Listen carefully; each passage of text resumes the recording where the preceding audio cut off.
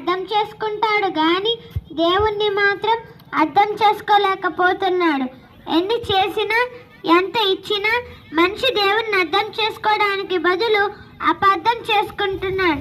మనుషులు ఎక్కువగా గుట్కాలు, మత్తు పదార్థాలు, మత్తు పానీయాలు తిని తాగేవారిని మనం చూసినప్పుడు ఎందుకంటే వీటిని తిని ఆరోగ్యం పాడు చేసుకుంటున్నారు అని అడిగితే, బ్రదర్, దేవుడు సృష్టిలో అన్నీ పెట్టాడు కదా, తాగితే తప్పేముంది అంటాడు. అంటే వీడు దేవునికి కౌంటర్ వేస్తున్నాడు. మరి దేవుడు వేసే కౌంటర్ కూడా ఉంది, దాంతో వాడికి లేవడు. అది ఎలా ఉంటుందంటే, నాయన సృష్టిలో జీడిపప్పు పెట్టాను, గన్నేరు పప్పు పెట్టాను, మరి జీడిపప్పు ఎందుకు తింటున్నావు, గన్నేరు పప్పు ఎందుకు తినడం లేదు అని దేవుడు అడిగితే వాడేమైపోతాడండి? అందుకే దేవుని కౌంటర్ వేయాలని చూడకండి, మీరు ఎన్కౌంటర్ అయిపోతారు. దేవునికి సెటైర్ వేయకండి, దేవునిలో సెట్ అవ్వండి. దేవుడు మీ మంచి కోరాడు కనుకనే మంచి ఆహారం తీసుకొని అంటున్నా, దేవుని మాట వెనుకన్నా దేవుణ్ణి అపార్థం చేసుకుంటున్నావు.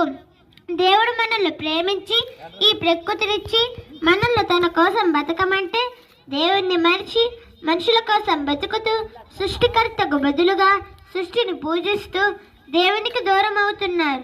మనిషికి దేశం మీద ఉన్న భక్తి దేవుని మీద లేదు, భార్య మీద ఉన్న ప్రేమ దేవుని మీద లేదు.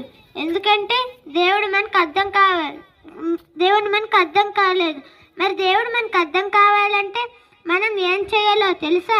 కీర్తనలు 1వ అధ్యాయం 2వ వచనం చదువుకుందాం. కీర్తనలు 1వ అధ్యాయం 2వ వచనం చదువుకుందాం. యెహోవా ధర్మశాస్త్రం నందు ఆనందించుచు దివారాత్రము దాన్ని ధ్యానించువాడు ధన్యుడు అన్నాడు. అంటే దేవుని వాక్యాన్ని ఆనందంతో చదవాలి. చాలామంది బైబిల్ని అర్థం చేసుకోలేకపోతున్నారు. బైబిల్ చదువుతుంటే నిద్ర వస్తుంది అంటున్నారు. ఎందుకంటే లోకంలో ఉన్న చెత్తంతా మైండ్లో పెట్టుకొని బైబిల్ చదివితే బైబిల్ అర్థం కాదు. మంచి మనసు బైబిల్ దగ్గరకు వచ్చినట్లయితే దేవుడు మనకు అర్థమవుతాడు. దేవుడు అర్థమైతే మంచి మనసుగా తీర్చిదిద్దబడతాం.